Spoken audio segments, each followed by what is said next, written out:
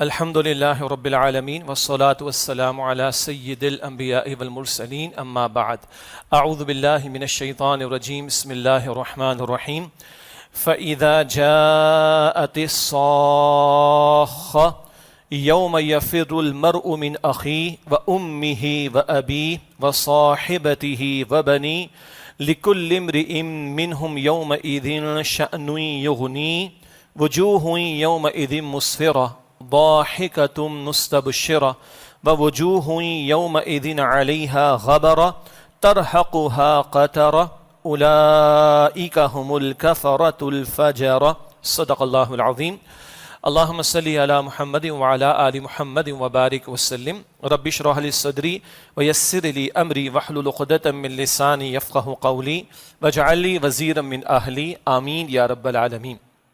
قرآن حکیم کے آخری پارے میں اللہ تعالیٰ نے مستقلاً فکر آخرت کا بیان ہمارے سامنے رکھا۔ آخری پارے میں سورہ عبس ہے، سورہ عبس و تولا، اس کی آخری آیات ہیں، آیات 33 سے 42، ان کی تلاوت کی گئی۔ ان کا پہلے ترجمہ اور پھر تھوڑی تمہید اور تھوڑی سی وضاحت آپ کے سامنے رکھیں گے۔ سورہ عبس کے آخر میں اللہ تعالیٰ نے ارشاد فرمایا فَإِذَا جَاءَتِ الصَّاخَّةُ، جب وہ بہت بڑی زوردار آواز آ جائے گی، یہ قیامت کا برپا ہونا، بہت بڑی چیخ کا مسلط ہونا۔ یوم یفر المرء من اخی، اس دن انسان دور بھاگے گا اپنے بھائی سے، وامہ وابی، اور اس سے بڑھ کر اپنی ماں اور اپنے باپ سے، وصاحبتہ وبنی، اور اس سے بڑھ کر اپنی بیوی اور اپنی اولاد سے۔ لکل امرئ منہم یومئذ شأن یغنی، اس دن ہر ایک کو ایک ہی فکر لاحق ہوگی جو باقی ہر بات سے اس کو بے فکر کر دے گی۔ وجوہ یومئذ مسفرہ، اس دن بہت سے چہرے مسکراتے ہوں گے۔ ضاحکۃ مستبشرہ، مسکراتے ہوئے ہوں گے، خوشیاں مناتے ہوئے ہوں گے۔ ووجوہ یومئذ علیہا غبرہ، اور اس دن کئی چہرے ہوں گے جن پر غبار چھایا ہوا ہوگا۔ ترہقھا قطرہ، ان پر سیاہی چڑھی ہوئی ہوگی۔ اولئک ھم الکفرۃ الفجرہ، یہی ہیں کہ جو کفر کرنے والے اور فجور یعنی گناہ کرنے والے ہوں گے۔ الفاظ جو ترجمے میں ہمارے سامنے بات آئی ہے اس سے بات واضح ہے، قرآن حکیم کا بہت ہی بنیادی سبق ہے جو اس وقت ہمارے سامنے ہے، اور جا بجا قرآن حکیم میں اس آخرت کے حوالے سے توجہ دلائی گئی۔ کل کی ہولناکیاں، کل کی کیفیات، کل کے نتائج، جا بجا قرآن حکیم میں اس کو بیان کیا گیا۔ قرآن حکیم میں 7 منزلیں ہیں، آخری منزل سورہ قاف سے شروع ہوتی ہے 26ویں پارے میں، اور سورۃ الناس تک اس کی تکمیل ہوتی۔ اس آخری منزل کا بھی جو اکثر موضوع ہے وہ فکر آخرت ہے۔ کم و بیش 1/3 قرآن حکیم وہ آخرت کے فکر پر مشتمل ہے۔ ہر نماز کی ہر رکعت میں بھی ہم اقرار کرتے ہیں، دہراتے ہیں کہ مالک یوم الدین، اللہ بدلے کے دن کا مالک ہے۔ بنیادی مسئلہ کیا ہے؟ اللہ تعالیٰ نے زمین پر انسانوں کو امتحان کے لیے بھیجا، اپنی بندگی کے لیے بھیجا، اور بتا دی دنیا عارضی ہے، فانی ہے، چند روزہ ہے، ختم ہو جانے والی۔ اصل مسئلہ آخرت کا ہے، اور وہ زندگی دائمی ہے، ہمیشہ کی ہے، لامحدود ہے، نہ ختم ہونے والی۔ البتہ یہ جو مختصر سی زندگی دنیا کی، یہ اس لیے اہم ہے کہ کل کے ہمیشہ کے نتائج کا انحصار اسی دنیا میں کیے گئے اعمال پر ہوگا۔ تمام انبیاء کی بنیادی دعوت کا ایک نقطہ اللہ کی توحید، تمام انبیاء کی دعوت کا ایک بنیادی نقطہ فکر آخرت کا معاملہ۔ البتہ جتنی کثرت سے یہ بات قرآن حکیم میں بیان ہوئی، اور ہم مسلمان تو مانتے ہیں آخرت کو، جتنی کثرت سے بات قرآن حکیم میں بیان ہوئی، مشاہدہ بتاتا ہے کہ شاید اتنی ہی کثرت کے ساتھ اس کے حوالے سے غفلت کا معاملہ ہے۔ چنانچہ قرآن حکیم میں ایک مقام پر نہیں، یا ایسا ہو کہ ایک ہی جگہ ساری آیات آخرت کے بیان کر دی گئی، نہیں، وقفے وقفے سے مستقلاً قرآن حکیم میں آخرت کا ذکر آتا ہے، تاکہ ایک بندہ مومن جو قرآن حکیم کا مطالعہ کرے، اور مطالعہ کون سا؟ محض تلاوت والا نہیں۔ آج تو تلاوت کہیں محدود ہو گئی ہے مرحومین کے لیے، انتقال ہوگا تو قرآن شریف کھولیں گے، یا رمضان شریف میں قرآن کی تلاوت سن لی، یہاں جمعے کے موقع پر 1-2 مرتبہ قرآن پاک کی تکمیل کر لی، یہ اجر و ثواب کا باعث تو ہے، مگر یہ کافی تو نہیں۔ قرآن صرف ثواب کی کتاب نہیں، ہدایت کی کتاب، اور ہدایت اس لیے عطا کی گئی کہ اس کے تقاضوں کو سمجھا جائے اور اس پر عمل درآمد کی کوشش کی جائے۔ اللہ میں توفیق عطا فرمائے۔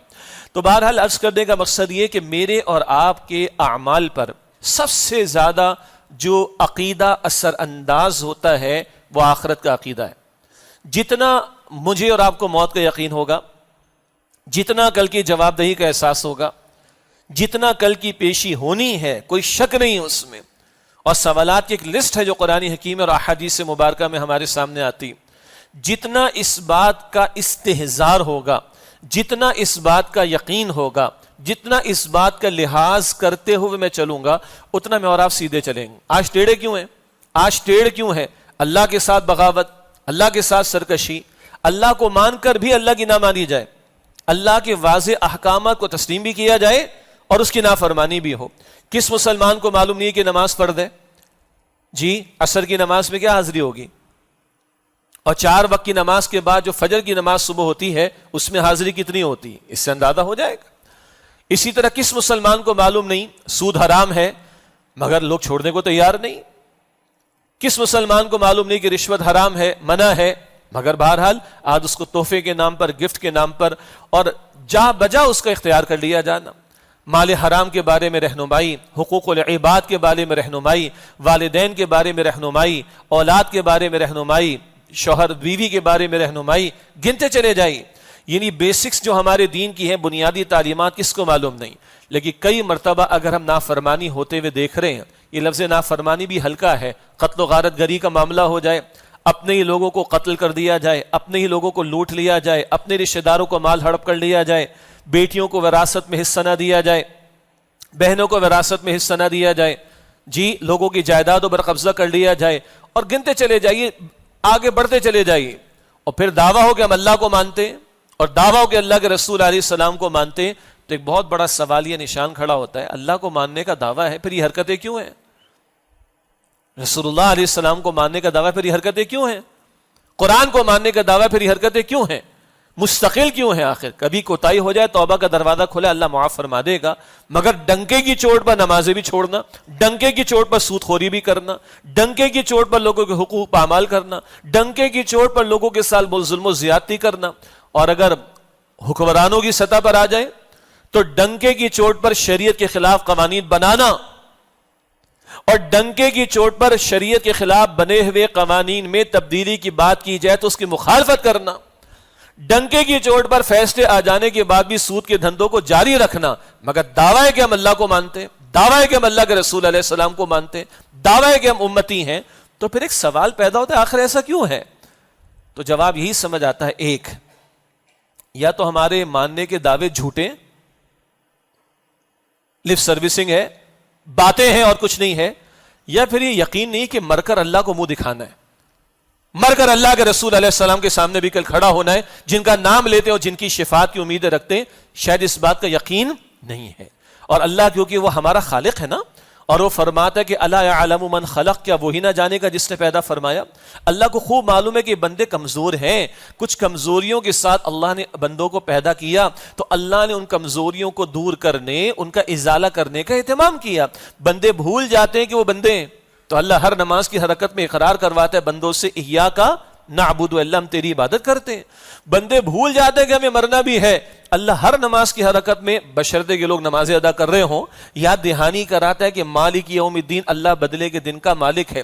بندوں کے اندر نسیان ہے، بھول جانے کی کا ایک مرض یا کمزوری، وہ بھول جاتے ہیں، تو اللہ سبحانہ وتعالی یاد دہانی کا اہتمام فرماتا ہے۔ اسی لیے قرآن کریم اپنے آپ کو کیا کہتا ہے؟ یہ ذکر ہے، یہ ذکرہ ہے، یہ الذکر ہے، یہ تذکرہ ہے، یہ الفاظ قرآن پاک اپنے لیے استعمال فرماتا ہے، اور ان سارے الفاظ کا بنیادی مفہوم کیا ہے؟ یاد دہانی، یاد دہانی۔ تو بار بار قرآن حکیم یاد دہانی کراتا ہے، اور میری اور آپ کی اصل منزل، میرا اور آپ کا اصل مسئلہ، میرا اور آپ کا ڈیسٹینیشن وہ آخرت کی زندگی ہے۔ اس آخرت کا ذکر جا بجا بار بار قرآن حکیم کرتا ہے، اور کوئی آخری پارے کا ہی مطالعہ کرتا رہے ترجمے کے ساتھ، تشریح کے ساتھ، اور یہ اکثر صورتیں وہ ہیں جو نبی اکرم صلی اللہ علیہ وسلم پر نزول کی ترتیب کے اعتبار سے شروع میں نازل ہوئی، مکی دور کے بھی شروع میں۔ کیوں؟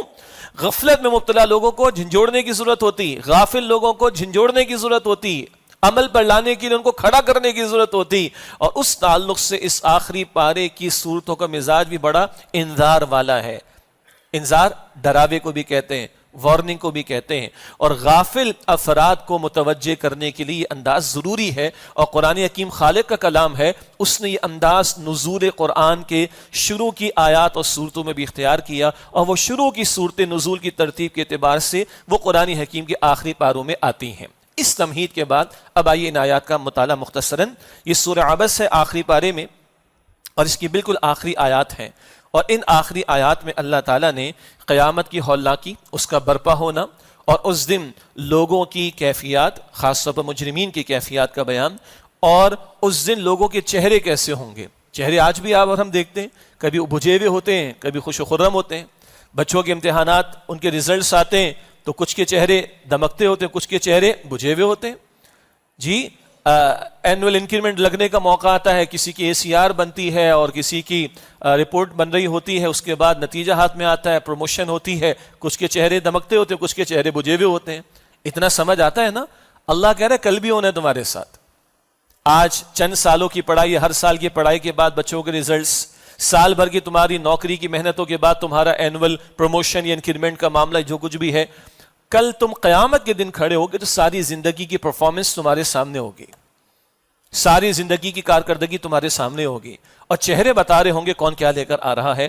ان چہروں کو بھی اللہ تعالیٰ نے یہاں پر قرآن حکیم کے اور مقامات کی طرح ذکر فرمایا. ارشاد ہوا فَإِذَا جَاءَتِ الصَّاخَّةُ، پس جب وہ آ جائے گی زوردار آواز یا چیخ.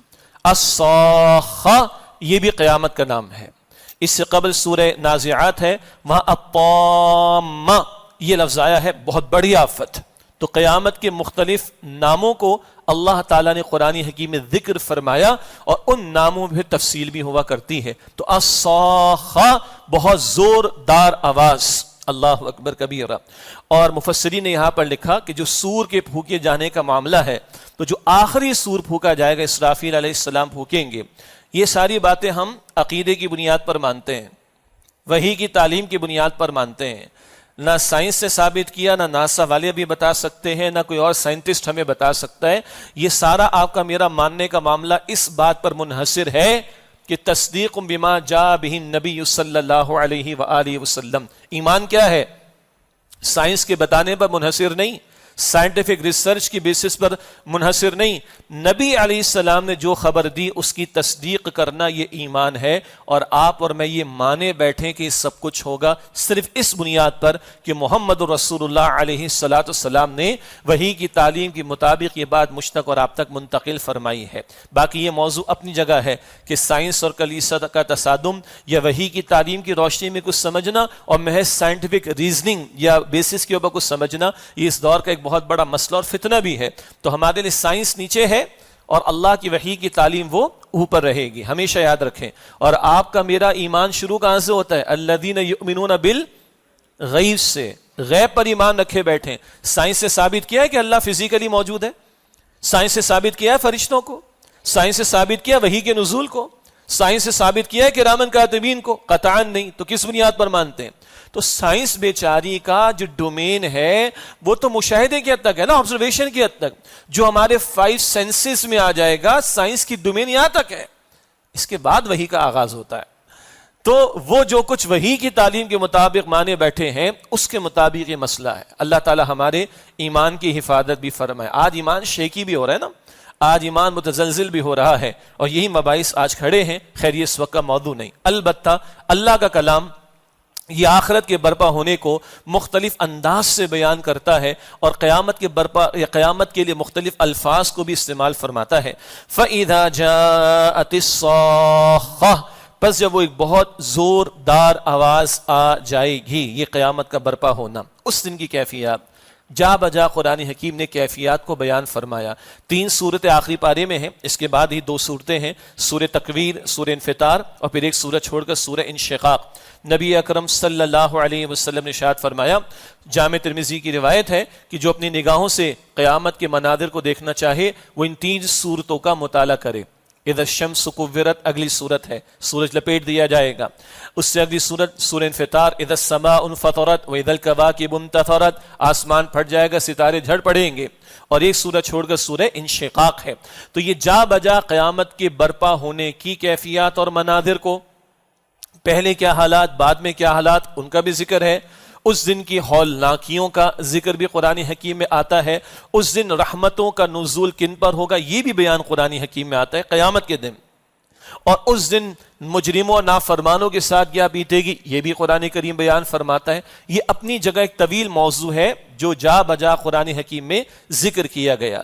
یہاں وہاں کے مناظر اور کیفیات میں سے ایک مرحلہ اور ایک کیفیت فرمایا، یوم یفر المرء من اخی، اس دن انسان دور بھاگے گا اپنے بھائی سے، وَأُمِّهِ وَأَبِي، میں نے ترجمے میں ایک اضافہ کیا تھا، بریکٹ میں اضافہ سمجھ لیں، وہ مفہوم کے اعتبار سے ہے. اور اس سے بڑھ کر دور بھاگے گا اپنی ماں اور اپنے باپ سے، وَصَاحِبَتِهِ وَبَنِي، اور اس سے بڑھ کر وہ دور بھاگے گا اپنی بیوی اور اپنی بیٹی یعنی اپنی اولاد سے. 5 رشتے گنوائے، بھائی سے دور بھاگے گا، ماں سے دور بھاگے گا، باپ سے دور بھاگے گا، بیوی سے دور بھاگے گا، اولاد سے دور بھاگے گا. اگر آپ ترتیب پر غور کریں جو مفسرین نے بیان فرمائی، یہ ترتیب میں بھی ایک ربط ہے یا ایک سیکوینس ہے. جو محبت ماں باپ سے ہوتی ہے وہ بہن بھائیوں سے نہیں ہوتی. ماں باپ سے ہونے والی محبت بہن بھائیوں سے بڑھ کر ہوتی. اور اگلی بات ذرا خطرناک ہے، جو محبت ہو جاتی ہے اور رہتی ہے بیوی اور اولاد سے وہ ماں باپ سے نہیں ہوتی. ان محبتوں کی کیفیات یا درجات یا لیولز میں بھی فرق ہے. یہ ساری محبتیں بھی برابر، سارے دوستوں سے بھی تعلق برابر نہیں ہوتا، سارے رشتہ داروں سے بھی تعلق برابر نہیں ہوتا. یہ تو امیڈیٹ فیملی ممبرز ہیں، گھر والے ہیں. تو بہرحال جو محبت ماں باپ سے ہوتی ہے وہ بہن بھائیوں سے نہیں ہوتی، اور جو بیوی اولاد سے رہتی ہے ہو جاتی ہے وہ ماں باپ سے نہیں ہو پاتی. اس نقطے کو غور کیجئے گا. یہی وجہ ہے کہ قرآن حکیم میں 5 مرتبہ کم از کم اللہ تعالیٰ نے اپنے حق کے فوراً بعد ماں باپ کے حق کو بیان فرمایا. ٹھیک، توجہ دلانے کے لیے وہ حق پامال ہوتا ہے. خاص طور پر جب کمپیریزن کا معاملہ آتا ہے، بیوی بچے ایک طرف اور ماں باپ ایک طرف، ہوتا ہے کہ نہیں ہوتا؟ جب یہ موازنہ آتا ہے تو 5 مرتبہ تو رب نے اپنے حق کے فوراً بعد ماں باپ کے حق کو بیان فرمایا. بیوی اولاد کے بارے میں کیا فرمایا؟ سورہ تغابن کی آیت نمبر 14 میں ذکر ہے، ان من ازواجکم واولادکم عدوا لکم فاحذروہم، بے شک تمہاری بیوی اور اولاد میں سے کچھ تمہارے دشمن ہیں، ان کے حوالے سے چوکنا رہنا. کہیں ان کی محبت میں ایسا نہ ڈوبنا کہ اللہ کا حکم پامال ہو جائے، اللہ کے احکامات کی خلاف ورزی ہو جائے. وہاں روکا گیا. اور ماں باپ کی محبت دب جاتی ہے، اس کو پیدا کرنا پڑتا ہے، شعوری طور پر لانا پڑتا ہے. تو اللہ نے کم از کم 5 مرتبہ اپنے حق کے فوراً بعد ماں باپ کے حق کو بیان فرمایا. یہ اپنی جگہ اللہ تعالی ہمارے ماں باپ کا سایہ قائم رکھے. ہم پر چلے گئے ہیں 1 یا 2 تو اللہ ہمیں ان کے لیے صدقہ جاریہ بنائے. اس کا یہ مطلب نہیں ہے کہ بیوی کا کوئی حق نہیں، اولاد کا کوئی حق نہیں، وہ حق ادا ہوگا. لیکن ترتیب میں اللہ کے رسول سے پوچھا گیا، اے اللہ کے رسول مکرم صلی اللہ علیہ وسلم، میرے حسن سلوک کا سب سے بڑھ کر مستحق کون؟ کیا فرمایا آپ نے؟ بولے بھائی، ماں. پھر کون؟ ماں. پھر کون؟ ماں. پھر کون؟ باپ. حسن سلوک میں ماں اوپر، اتھارٹی میں باپ اوپر. حکم باپ کا چلے گا گھر میں، مرد کو اللہ تعالیٰ نے اختیار دیا. پھر آئے گا بیوی اور اولاد کا معاملہ. یہ کلیئرٹی رہنی چاہیے. حقوق سب کے بیان ہوئے مگر مراتب کا معاملہ ہوگا، درجات کا معاملہ ہوگا. شریعت کی بھی تعلیم ہمارے سامنے رہے. البتہ یہاں نقطہ کیا تھا کہ اچھا قیامت کی ہولناکی ہے تو چلو جس سے کم محبت ہو اس کو کام نہ آئے گا، اس کو پوچھے گا نہیں، لیکن جس سے زیادہ محبت ہوگی شاید اس کو پوچھ لے.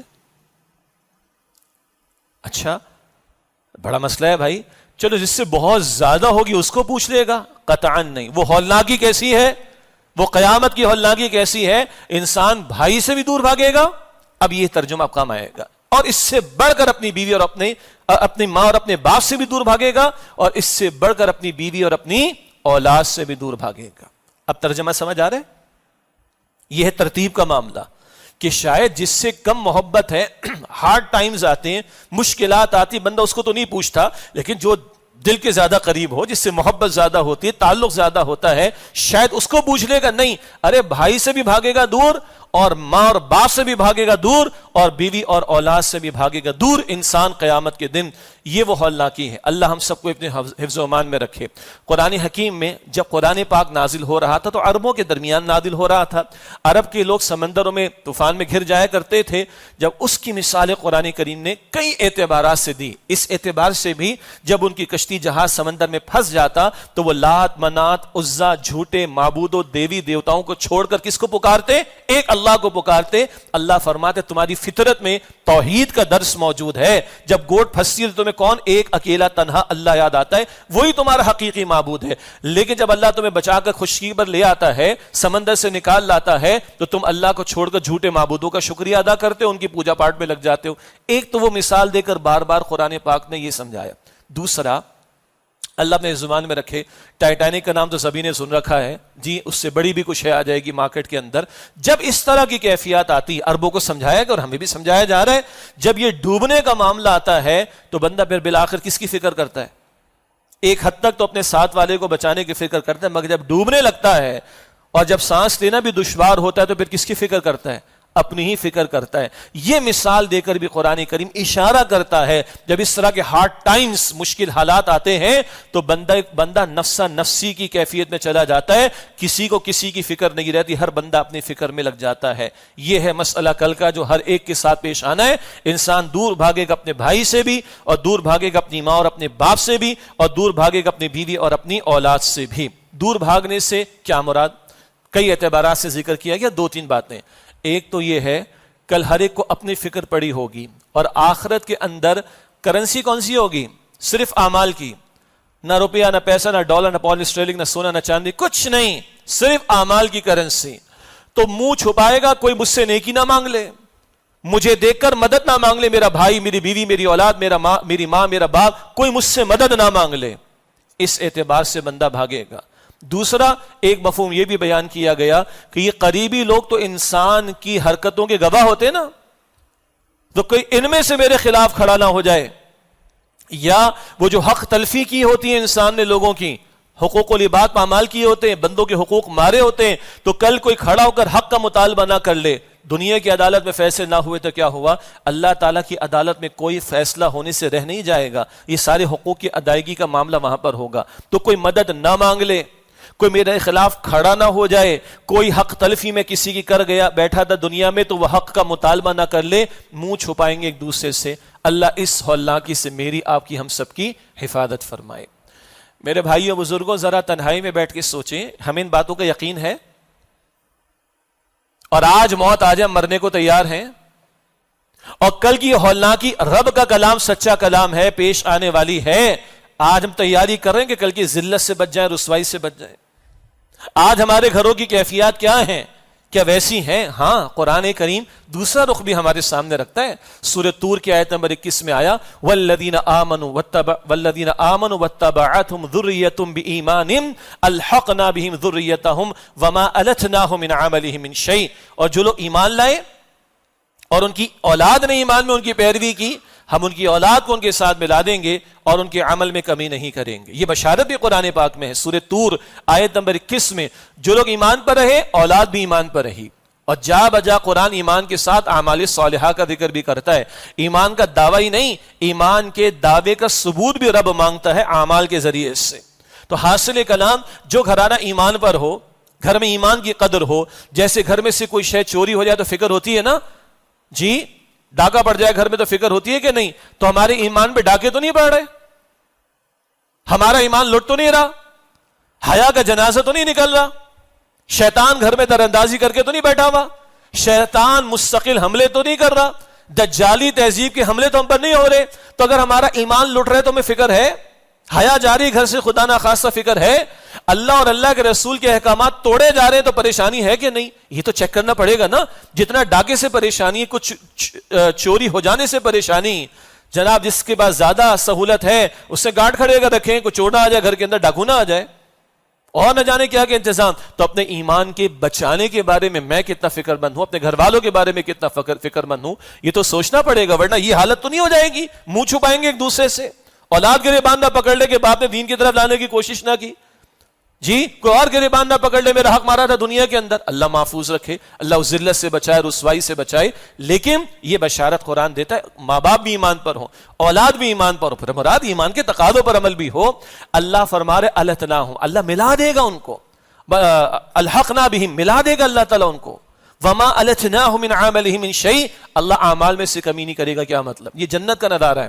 جنت کے درجات بہت ہیں. تمام مفسرین نے لکھا اگر گھرانے والے جنت پہنچ گئے، درجات مختلف ہوں گے، کوئی اوپر کوئی درمیان کوئی نیچے، اللہ نیچے والوں کو ایلیویٹ کرے گا، نیچے والوں کو اٹھا کر اوپر والوں سے ملا دے گا.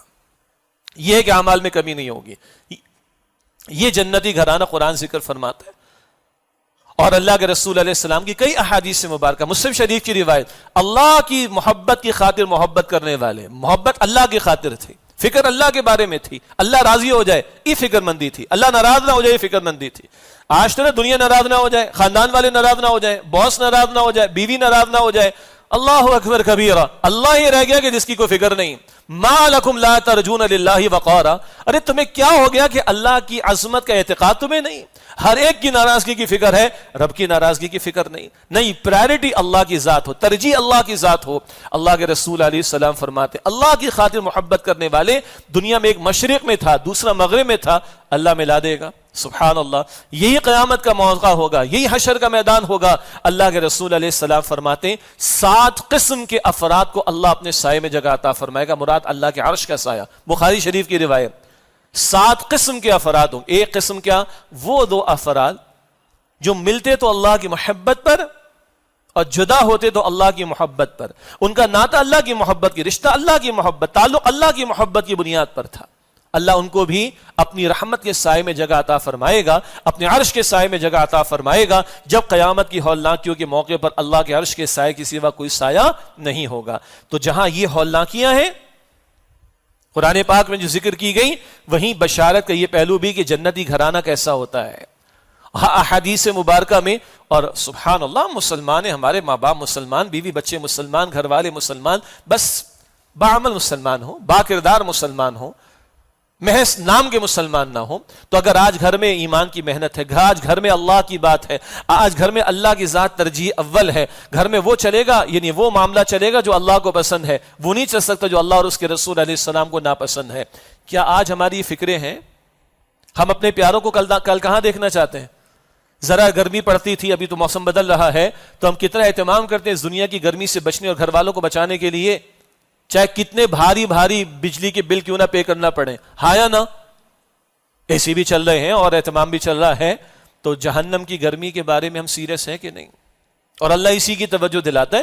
دنیا کی گرمی سب کو پتا ہے، سب پریشان ہے، تو کافر بھی مسلمان بھی سارے بچنے کی کوشش کرتے ہیں. گھر بناؤ، بچوں کے لیے تعلیم کا بندوبست کرو، بیمار ہو جائے، یہ بتانے کی ضرورت نہیں. کسی جمعے کے خطاب میں اس بات کی ضرورت نہیں ہے کہ لوگوں کو بتایا جائے گھر میں اے سی لگاؤ بھائی، دھوپ بہت ہو گئی، گرمی بہت ہو گئی. کسی جمعے کے خطاب میں ضرورت نہیں کہ بتایا جائے تمہارا بچہ اتنے سال کا ہو گیا، اب اس کا سی این آئی سے ہی بنوا لو، اس نے میٹرک کر لیا تو اس کا انٹرمیڈیٹ کا ایڈمیشن کروا لو، اور اس نے پاس آؤٹ کر لیا، گریجویٹ کر لیا، اس کی نوکری کی تلاش کرو. کیا کبھی کسی مولوی صاحب کو، امام صاحب کو اس خطاب کی ضرورت ہے؟ نہیں نا، سبھی کر رہے ہیں. قرآن وہ بتا دے جو لوگ بھول جاتے ہیں. قرآن کریم بتاتا ہے سورہ تحریم کی آیت نمبر 6 میں، یا ایھا الذین آمنوا قوا انفسکم واہلیکم نارا، اے وہ لوگ جو ایمان لائے ہو، اپنے آپ کو اور اپنے گھر والوں کو جہنم کی آگ سے بچاؤ. تو تنہائی میں بیٹھ کے سوچئے گا، جہنم کی آگ مجھے اور آپ کو کبھی رلاتی ہے؟ امت کی ماں، میری اور آپ کی ماں ام عائشہ رضی اللہ تعالی عنہا، ایک دن اللہ کے رسول نے ام عائشہ رضی اللہ تعالی عنہا کو روتے ہوئے دیکھا تو اللہ کے رسول نے پوچھا کیوں روتی ہو؟ تو میری اور آپ کی ماں کبھی نہیں روئی جب میری اور آپ کی ماں کے گھر میں 2 مہینے چولہا نہیں جلا ہے. میری اور آپ کی ماں کبھی نہیں روئی جب میری اور آپ کی ماں کا گھر ایک حجرہ تھا جہاں اللہ کے رسول حالت سجدہ میں، قیام اللیل میں، تہجد کی نماز میں ہوتے تو امت کی ماں عائشہ رضی اللہ تعالی عنہا فرماتی میں اپنے پیر کو کھڑا کر لیتی، اور جب طویل سجدہ فرما کر حضور قیام میں چلے جاتے میں اپنے پیر کو سیدھا کر لیتی. میری اور آپ کی ماں کو جس پر رونا کبھی نہیں آیا. کب رونا آیا؟ حضور نے پوچھا عائشہ کیوں روتی ہو؟ تو امت کی ماں نے عرض کی کہ جہنم کی آگ نے مجھے رلایا ہے. آج ہماری عورتوں کو رونا کس چیز پر ہے؟ چیک کریں نا ہم لوگ گھروں میں کن باتوں پہ رونا ہے. اور میری اور آپ کی امت کی، اس امت کی ماں کس بات پر روئی؟ اللہ کے رسول صبح کے اوقات میں 7 مرتبہ دعا کرتے ہیں، اللہم اجرنی من النار، اللہ مجھے آگ سے بچا لے. 7 مرتبہ شام میں دعا ہے اذکار میں حضور کی، اللہم اجرنی من النار، اللہ مجھے آگ سے بچا لے. حضور تو معصوم خطاؤں سے پاک ہیں، اور امام الانبیاء معصوم عن الخطا ہو کر، خطاؤں سے پاک ہو کر وہ صبح و شام جہنم کی آگ سے بچنے کی دعائیں کر رہے ہیں، رات کے قیام میں کر رہے ہیں. میں اور آپ کس قدر گنہگار ہیں، ہمیں کس قدر جہنم کے حوالے سے بچنے کی دعا کرنی چاہیے، کوشش کرنی چاہیے. Are we serious about that?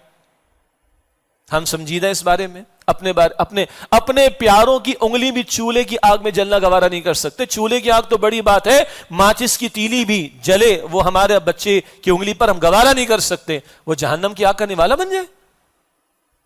بڑے بے غرض ہوں گے ہم لوگ تو، یہ نہیں بلکہ خود غرض ہوں گے، معاف کیجیے گا، بڑے ناہنجار ہوں گے، بڑے نالائق ہوں گے کہ دنیا کی چھوٹی سی گرمی کی شدت سے بچا لیا گھر والوں کو، بچوں کو، اور جہنم کی آگ کا نوالا بننے کے لیے ان کو چھوڑ دیا ہم نے. یا اپنے بارے میں ہم بڑے ہی خود غرض واقع ہوں گے کہ چھوٹے سے نقصان کے بچانے کے لیے اپنے آپ کو ہم نے کھپا دیا اور جہنم کی آگ کا نوالا بنا لیا. اس سے بڑھ کر بے وقوفی کی بات اور کوتاہی کی بات اور حماقت کی بات کیا ہوگی کہ دنیا کے تھوڑے سے فائدے کی خاطر ہم کل جہنم کی آگ کا نوالا اپنے آپ کو، اپنے گھر والوں کو بنا رہے ہوں. اللہ ہم سب کی حفاظت فرمائے. یہ بھائی آپ کا میرا بہت بڑا مسئلہ ہے، اولین مسئلہ ہے. اللہ مجھے بھی آپ کو بھی جہنم کی آگ سے بچائے، ہمارے گھر والوں کو بچائے، اور اس سے بچنے کے لیے جو آج تقاضے ایمان اور ایمان کے تقاضوں پر عمل کرنا، بارہا اس کا ذکر آتا ہے، اس پر عمل کی توفیق عطا فرمائے. تو یہ ہولناکیاں ہیں قیامت کے دن کی، لیکن جو ایمان پر ہوں، واقعتاً اللہ کی ذات ان کے لیے ترجیح اول ہو، ان کے گھروں میں دین پر عمل ہو، دین کے لیے محنت ہو، اللہ کے نبی کی تعلیم پر عمل صلی اللہ علیہ وسلم، بارہا تقاضے آتے، تو اللہ تعالیٰ ان ہولناکیوں سے انشاءاللہ ان کو محفوظ رکھے گا. لیکن خوف رہنا چاہیے، یہ سب کچھ ہونا ہے. انسان دور بھاگے گا اپنے بھائی سے، اس سے بڑھ کر اپنی ماں اور اپنے باپ سے، اور اس سے بڑھ کر اپنی بیوی اور اپنی اولاد سے. آگے اللہ نے چہروں کا ذکر فرما دیا، بلکہ آگے اگلی آیت میں فرمایا لِكُلِّ امْرِئٍ مِّنْهُمْ يَوْمَئِذٍ شَأْنٌ يُغْنِيهِ. اس دن ہر ایک کو ایک فکر لاحق ہوگی جو ساری فکروں سے اس کو آزاد کر دے گی، اور وہ کیا ہے؟ مجھے جہنم سے بچا لیا جائے. سورہ معارج میں تو ہلا دینے والے الفاظ ہیں 29ویں پارے میں، يَوَدُّ الْمُجْرِمُ لَوْ يَفْتَدِي مِنْ عَذَابِ يَوْمِئِذٍ بِبَنِيهِ وصاحبته واخيه وفصيلته التي تؤويه ومن في الارض جميعا ثم ينجي. مجرم تو چاہے گا فدیے میں دے دے اپنے بھائی کو، اپنے بیٹے کو، اپنی بیوی کو، اپنے بھائی کو، اپنے خاندان کو جو سپورٹ کرتا تھا، اور سارا کچھ زمین پر ہے وہ دینا چاہے گا. اول تو کچھ ہوگا نہیں، کچھ تو ہوگا نہیں، یہ سارا لے لو مجھے نجات دے، ان سب کو پھینکو جہنم میں، مجھے بچا لو جہنم سے. یہ سورہ معارج 29 پارے میں اللہ کے کلام میں ہے. لوگ کہتے ہیں مولوی ڈراتے ہیں، اللہ اکبر کبیرہ. ذرا قرآن سے پوچھے جو قرآن میں اللہ تعالیٰ نے ڈرایا، مولوی بیچارے کیا ڈرائے گا؟ اگر وہ قرآن کے تابع ہو کر بات کر رہے تو اللہ کی بات کر رہا ہے بھائی. یہ کیا کہ مولوی کو فائرنگ کر کے اپنے آپ کو ہم بچا لیں؟ قبر میں نے اپنی خود جواب دینا ہے. یہ جو لوگوں کا ٹرینڈ ہے نا، مولویوں کو، علماء کو، دین والوں کو، دینداروں کو رگڑ دو، کامنٹس پاس کر دو، یہ سارا پاس کرنے اور اس طرح کی ساری بمبارڈمنٹ کرنے کے بعد کیا بھائی تم نے قبر میں خود جواب دینا ہے کہ نہیں دینا ہے؟ مولوی نے تو نہیں تھا تمہارا جواب، وہ اپنا جواب دے گا، تم اپنا جواب دو گے. تو یہ جو آج ٹرینڈ بنا ہوا ہے نا، دین والوں پر الزام تراشی، ہاں دین والوں میں برے لوگ بھی ہو سکتے ہیں، اچھے برے ہر جگہ ہو سکتے ہیں، اس کی نفی میں نہیں کرتا، لیکن جو ٹرینڈ بنا ہوا ہے دینی تعلیمات کا مذاق براہ راست نہ اڑاؤ، دین والوں کا مذاق اڑا دو. عورتوں کی فٹ بال ٹیم نے میچ جیت لیا، یہاں کی ایک بڑی رائٹر نے جناب ان کے لباس پر ہی لوگ جو ہے باتیں کر رہے ہیں، بڑے مذہبی بنے ہوئے. انا للہ و انا الیہ راجعون. لباس اور ڈریس کوڈ اللہ کے دین نے مقرر کیا عورت کے لیے، اس پر اگر کلام ہوگا تو دین کی بات ہوگی. لیکن نہیں، وہ جی عورتیں جیت گئیں، پتہ نہیں کون سی تھرڈ ورلڈ کی کسی کنٹری سے جیت گئیں، اور جناب بہت عرصے کے بعد پاکستان کی عورتوں کی فٹ بال ٹیم جیت گئی. اس پر دینداروں نے کچھ کامنٹ کیے، ان کا لباس تو دیکھو، خدا کا خوف کرو. اسلامی جمہوریہ پاکستان کو ریپرزینٹ کرنے والی ٹیم کی خوشیاں منائی جا رہی اور شریعت کے احکامات توڑے. اس پہ کو توجہ دلا دی تو کون سا بڑا مسئلہ آ گیا؟ لیکن نہیں، موقع چاہیے ہوتا ہے کوئی نقطہ نکلے اور دین والوں پر حملہ کیا جائے، ان پر جو ہے بمبارڈمنٹ کی جائے. تو یاد رکھیں بھائی، ہر ایک نے اپنا جواب خود دینا ہے. وَكُلُّهُمْ آتِهِ يَوْمَ الْقِيَامَةِ فَرْدًا. اللہ کا کلام کہتا ہے سورہ مریم کی آیت نمبر 95 میں، ہر ایک اکیلے اپنی پرسنل انڈیویجول کیپیسٹی میں خود اللہ کے سامنے پیش ہوگا. خود ہر ایک نے اپنا جواب دینا ہے. باپ روٹی کھائے تو بیٹے کی بھوک تو نہیں مٹتی نا، دوا کڑوی ہو بیٹا پی لے تو باپ کو شفا تو نہیں ملتی. ہر ایک اپنا جواب خود دے گا. ہاں نیک اولاد ماں باپ کے لیے صدقہ جاریہ، ہم قائل ہیں اس بات کے. ایمانی رشتہ اللہ تعالیٰ کی قدر ہم قائل ہیں، but at the end of the day ہر ایک کو اپنا جواب خود دینا ہے. اللہ ہمیں اس کا یقین عطا فرمائے. تو فرمایا گیا ہر ایک کو ایک فکر لاحق ہوگی جو باقی فکروں سے آزاد کر دے. فکر کیا ہے؟ میں کسی طرح بچا لیا جاؤں. آگے اللہ تعالیٰ نے چہروں کا ذکر کیا. وہاں چہرے ہوں گے مسکراتے ہوئے، دمکتے ہوئے، خوشیاں مناتے ہوئے. اللہ تعالیٰ ایسے چہرے مجھے اور آپ کو عطا فرماتے. آج جو ایمان کا نور ہے باطن میں، اور اعمال کا بھی نور ہوا کرتا ہے، نیکی کا بھی نور ہوا کرتا ہے، اس کی بھی ایک روشنی ہوتی. آج جتنا ایمان بڑھتا جائے گا، آج نیک اعمال کا نور جتنا بڑھتا جائے گا، کل وہ چہروں پر عیاں ہو جائے گا. ایک الصراط سے گزرنا ہوگا تو جو ایمان اور نیک عمل کا نور لے کر آئے گا وہاں کی تاریکیوں میں سے گزر جائے گا. اللہ ہم سب کے لیے آسان فرمائے. اور ایک پیش ہونا ہے وہاں پر تو چہروں پر نور ہوگا، اعمال اور ایمان کا نور چہروں پر ہوگا. اور کچھ چہرے کیسے ہوں گے جو ہے ان پر غبار چھایا ہوا ہوگا، اللہ اکبر، سیاہی چھائی ہوئی ہوگی، ہاں، رات کے ٹکڑوں کی طرح ہوگا. جو قرآن کریم ایک اور مقام پر فرماتا ہے کون؟ کفرا فجرا، کفر کرنے والے، فسق و فجور میں مبتلا ہونے والے.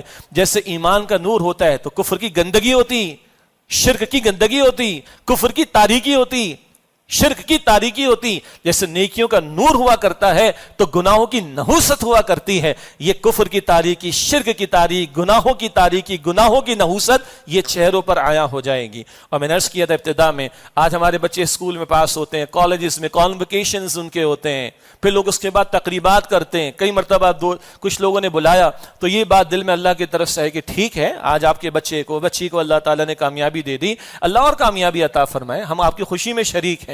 لیکن کل ہم سب نے ایک اسٹیج اللہ سجائے گا، وہاں پر پیش ہونا ہے.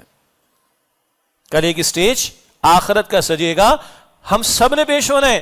اور آج ہمارے بچوں کو پرفارمنس کے بیسس کے اوپر A grade, A plus, A star, something else یہ ملتا رہا تو کل ہماری کارکردگی بھی پیش ہو جائے گی. اور جیسے جب رزلٹ اناؤنس ہونے والا ہوتا ہے کچھ بچوں کی ٹانگیں کانپ رہی ہوتی ہیں.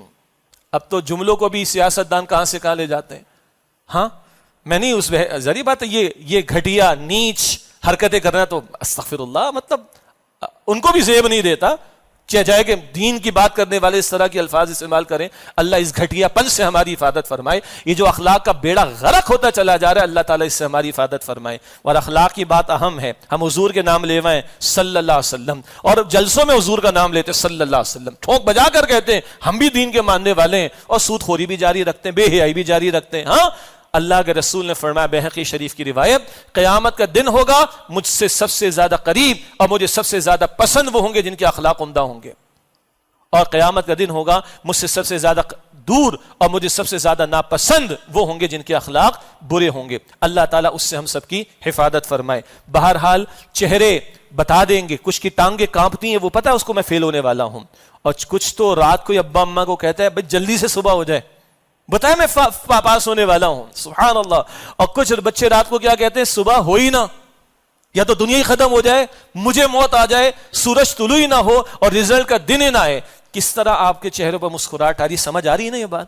بس اللہ کرے مجھے اور آپ کو یہ جو اسٹیج کل سجے گا، یہ جو ایوارڈ سیریمنی کل ہوگی، یہ جو پرفارمنس کی بیسس کے اوپر، ہماری کارکردگی کی بیسس کے اوپر کل نتائج ملنے ہیں قیامت میں، سب سے بڑے نتائج ہیں، اصل نتائج ہیں، یہ کل ہونا ہے. اللہ مجھے آپ کا، ہم سب کو اس کا یقین عطا فرمائے.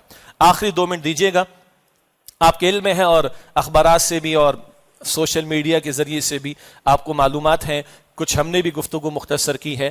یہ جو ٹرانسجینڈر کا ایکٹ 2018 سے ہمارے ملک میں پاس ہوا موجود قانون ہے، اس میں ترمیم لانے کی کچھ کوشش. یہ بات ہم نے پہلے بھی کی. آج مختلف دینی حلقوں سے بات آئی کہ اس جمعے میں ہر جگہ پاکستان بھر میں خطاب ہو اور ہم گفتگو ہم توجہ دلانے کی کوشش کریں. جماعت اسلامی کے سینیٹر مشتاق صاحب ہیں، انہوں نے ایک ترمیمی بل لانے کی کوشش کی ہے. اور اب حکمراں اتحاد میں جمعیت علماء اسلام مولانا فضل الرحمان صاحب کی وہ بھی شامل ہیں، وہ بھی فرما رہے ہیں ہم بھی ترمیمی بل لے کر آ رہے ہیں، بلکہ نیا بل لے کر آ رہے ہیں. بہت اچھی بات ہے، لیکن ظاہر بات ہے کہ اس کے لیے ایک پبلک اویئرنیس اور پبلک پریشر بھی بلٹ ہونا چاہیے. اور ہمارے یہ جو حکمراں ہیں یا پارلیمنٹ کے اراکین ہیں، یہ سب بھی اللہ اور اللہ کے رسول علیہ السلام کے ماننے والے ہیں.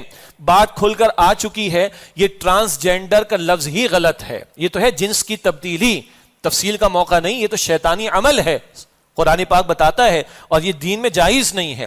ہاں ایک ہے لفظ مجبوراً استعمال کرنا پڑے گا، انٹرسیکس کا معاملہ. یہ ہے جو خواجہ سرا جنہیں کہا جاتا ہے، مخنث جنہیں کہا جاتا ہے، ان پر بھی کلام ہوا ہے. اور بہرحال یہ ایک فطری طور پر پیدائشی کسی کے ساتھ معذوری کا معاملہ ہو سکتا ہے. ان لوگوں کو بھی جینے کا حق ہے، مسلمان بھی ہوتے ہیں، ان کے لیے ہماری فقہی کتابوں میں تفصیلات موجود ہیں. تو ان کے حقوق کی کوئی بات کرنا چاہے، آپ خواجہ سرا کے لیے ایکٹ کہہ دیں، آپ مخنث لوگوں کے لیے ایکٹ کہہ دیں، یا آپ انٹرسیکس، یہ صحیح ترجمہ کیا گیا انگریزی میں، وہ کہہ دیجئے، ان کے حقوق پر بات کریں، کوئی مسئلہ نہیں ہے۔ مگر مغرب سے درآمد شدہ جو سوشل انجینئرنگ کا پروگرام ہے، جو ہمارے خاندانی نظام کو تباہ کرنے پہ تلا ہوا ہے، دجالی تہذیب کا وہ ایجنڈا، اس کی آڑ میں بڑے خوبصورت الفاظ کے اندر جو کچھ اس میں شامل کیا گیا، جس کے نتائج اب آپ کے سامنے ہیں، وہ مغرب کے معاشروں میں بھی نہیں ہوتا۔ ایک مرد کا دل کر رہا ہے، وہ ہی فیلنگ لائک، وہ فیل لائک آتا ہے نا ویدر کے اندر، کہ میں عورت محسوس کر رہا ہوں، تو نادرا CNIC دینے والا ادارہ وہ اس کو عورت قرار دے دے۔ ایک عورت محسوس کرے کہ جی میں مرد محسوس کر رہی ہوں اپنے آپ کو، تو اس کو مرد قرار دے دے، اس کو مرد رجسٹر کرا دے۔ کیا مطلب ہے اس کا؟ ایک ہے عورت، رجسٹر کیا ہو گئی وہ مرد، تو اس کا ایک عورت سے اگر نکاح پڑھا دیا جائے تو قانوناً جائز ہو جائے گا، شرعاً حرام ہے۔ ایک مرد نے اپنے آپ کو عورت کہلوا دیا تو قانون وہ رجسٹر کیا ہو گیا عورت۔ وہ ایک مرد سے شادی کر لے تو قانون کہتے ٹھیک ہوگا، یہ نتیجہ اس کا۔ تو مرد کی مرد سے شادی جائز، عورت کی، یہ تو ہم جنس پرستی کا راستہ کھولے گا لوط علیہ السلام کی قوم جو تباہ کی گئی۔ یہ ہے دینی حلقوں کی طرف سے جو بات آ رہی ہے، اور پارلیمنٹ میں سمپل میجورٹی، سادہ اکثریت سے بھی یہ بل پاس ہو سکتا ہے، ترمیم کی جا سکتی ہے۔ حکمرانوں کو ہوش کے ناخن لینے چاہیے، اور جو ملک میں طے شدہ بات ہے، دین میں طے شدہ بات ہے، کوئی قانون کتاب و سنت کے خلاف نہ ہو، اسی اسپرٹ کی طرف جانا چاہیے۔ مگر کیا کہیں کہ مستقل ہی معاملات چل رہے ہیں، لیکن کیونکہ اب یہ ترمیمی بل کی بات آئی ہے تو ہم بھی اپنے اس میں وزن ڈالیں، عوام کی طرف سے بھی بات اٹھے، دینی حلقے بھی بات اٹھا رہے ہیں، اور حکمرانوں تک بھی بات پہنچے۔ اللہ ان کو ہدایت دے، اور اللہ تعالی ہمیں دین کے تقاضوں پر عمل کرنے اور خلاف شریعت معاملات سے بچنے کی توفیق عطا فرمائے۔ وآخر دعوانا ان الحمد للہ رب العالمین۔